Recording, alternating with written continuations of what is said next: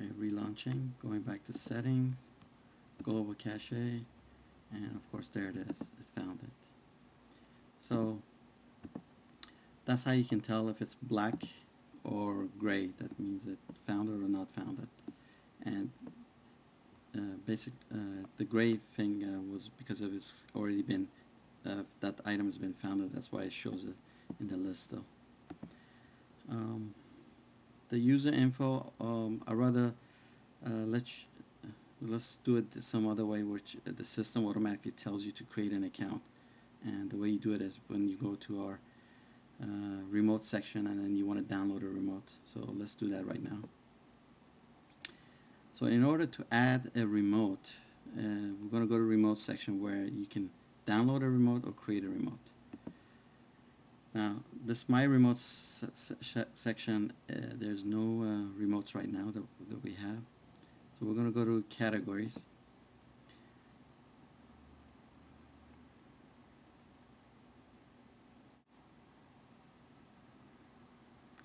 Okay, so I found the list of categories for remotes. Now, if I want to add my TV, which is a Sony, and if when I go to the TV, it would automatically say, "You are not authorized. Please sign in." Which what we're going to do is we're going to create an account, or if you already have one, that you just put the login information and you can sign in. But once I hit it, it will take me to the sign in page, which was the same as if I went to under user info and account. So I'm going to create a new account. For login, I'm going to create Bob7. For password,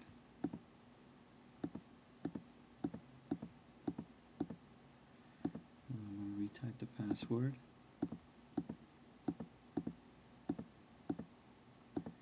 Email.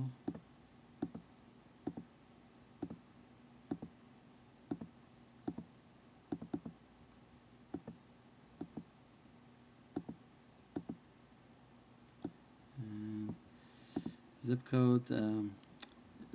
You could put your zip code, or if other countries where they have postal codes, unfortunately we missed this part. You can just put 00, whatever you like. Password recovery, put something that you could always use to get your password back in case you forget. And once you hit done, it will create the account and put the information in here.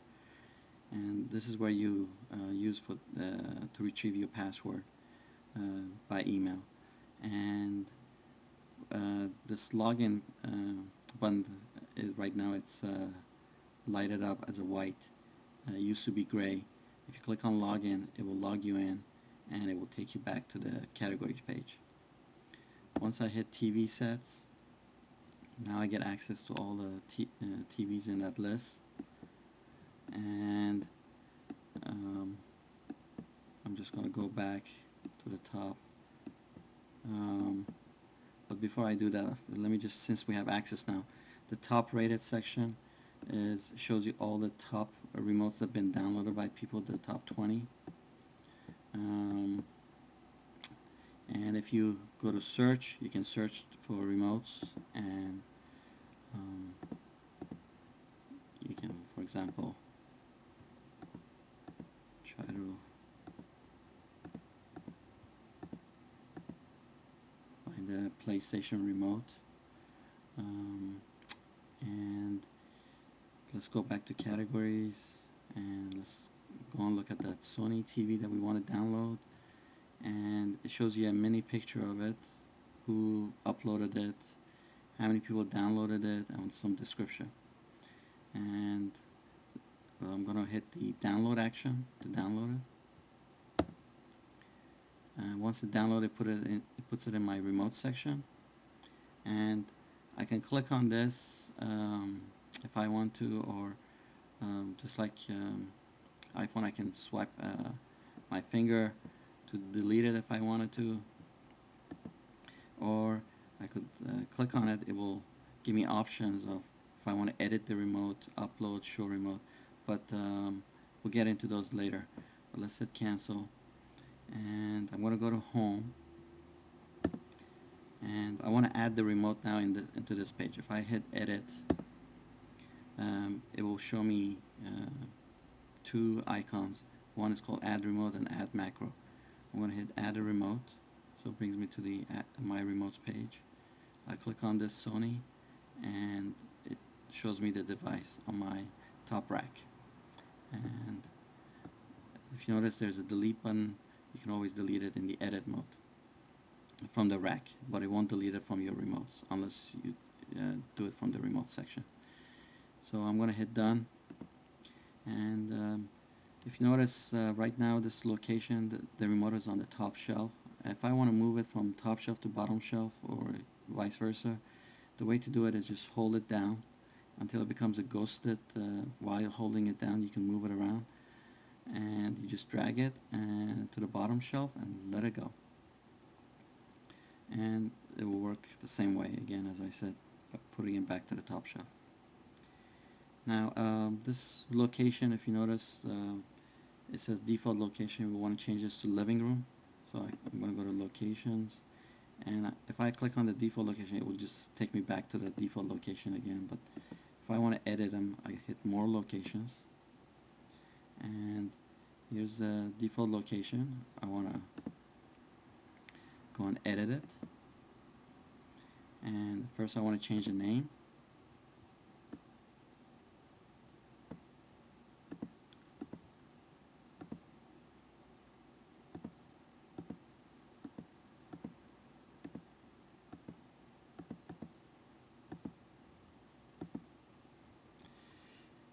And then we have some pre-canned images for the rooms, as we talked about. We have a bedroom, kitchen, and living room, but the default is always the living room, so we leave that. The text color, let me go back to the home page, and if I go back, so now you can see the title has changed. The text color is what the text color shows for the devices that you added or macros that you added in that location. So let's go back and change the text color.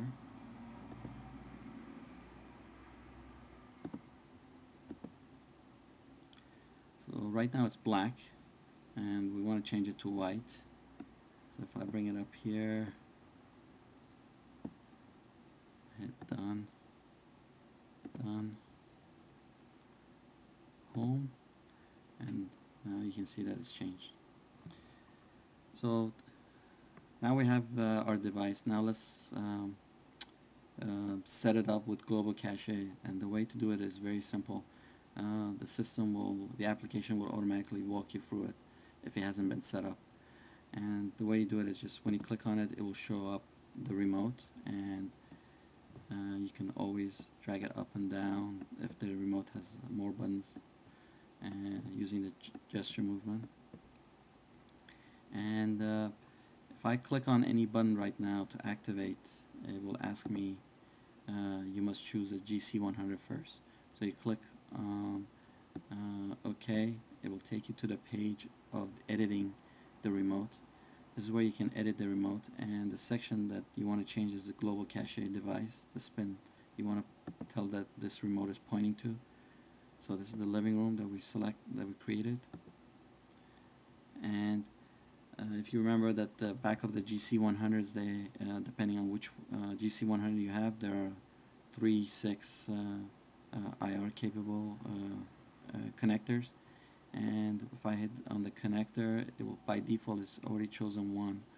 You could have selected the 2 or 3, and so since the Sony is on 1, we'll leave it at 1. And we're gonna get into the other parts of the appearance where you can actually customize even the appearance of the remote page. So we're gonna hit done. So now I'm gonna hit the power. It will turn off the power of the TV. Again, if you want to hit volume once, you can hit it once or hold it down, and it will keep repeating the IR.